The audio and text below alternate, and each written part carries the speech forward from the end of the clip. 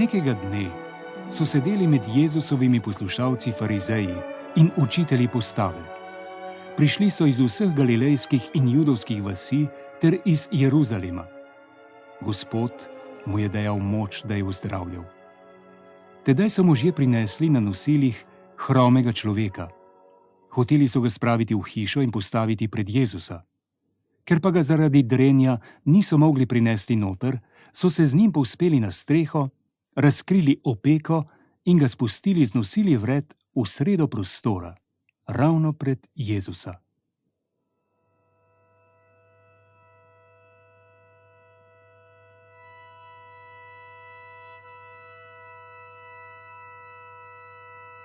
Možje, vidim vašo veliko vero.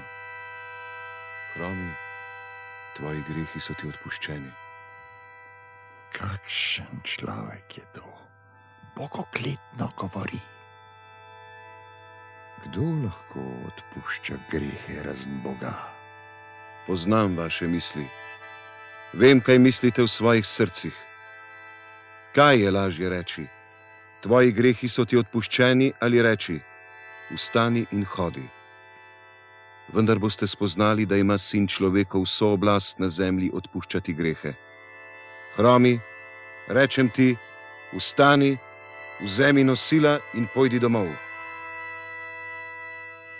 Mož je vpričo vseh vstal, vzel nosila, na katerih je bil ležal. Slaveč Boga je šel domov.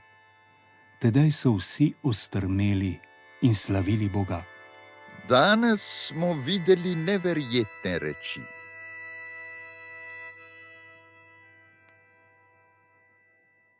Ko je šel Jezus mimo, je videl, da sedi pri mitnici cestninar, Levi po imenu.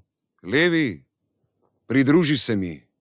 In Levi vstane, pusti vse in odide z njim. V svoji hiši pripravi za Jezusa bogato gostijo. Z njim sedijo pri mizi mnogi cestninarji in drugi gostje. Med njimi so farizeji in pismouki. Jezus, zakaj jeste in pijete s cestninarji in grešniki? Zdrav človek ne potrebuje zdravnika.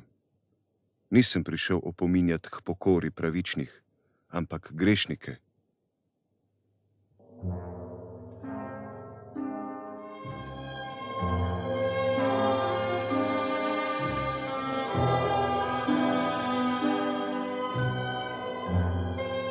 Jezus je šel na goro, da bi molil. In vso noč je prebil v molitvi. Ko se je zdanilo, je poklical k sebi svoje učence in med njimi jih je izbral 12. Te je imenoval apostole.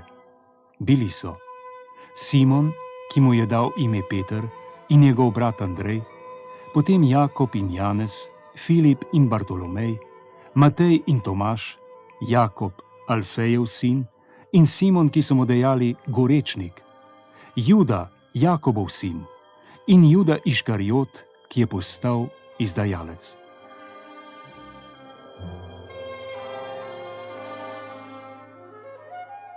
Jezus je vstal na ravnini z množico svojih učencev.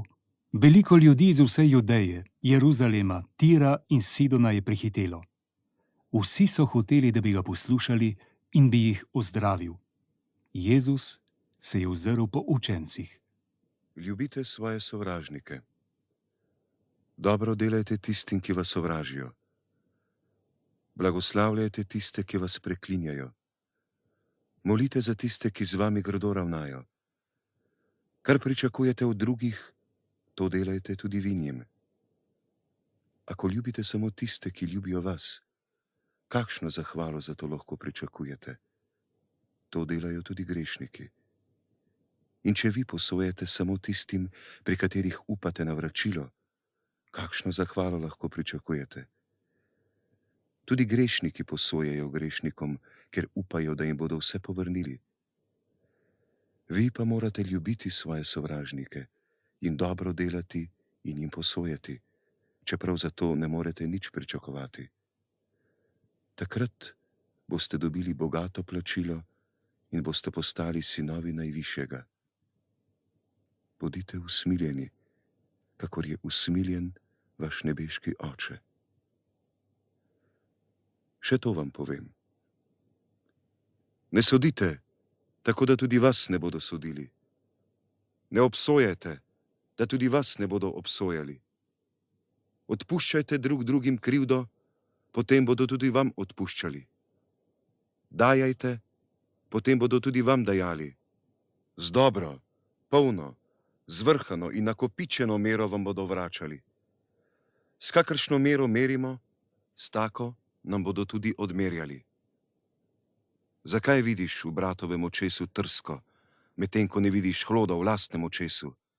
Hinavec, najprej potegni hlod iz svojega očesa, potem lahko poskusiš vzeti iz bratovega očesa trsko.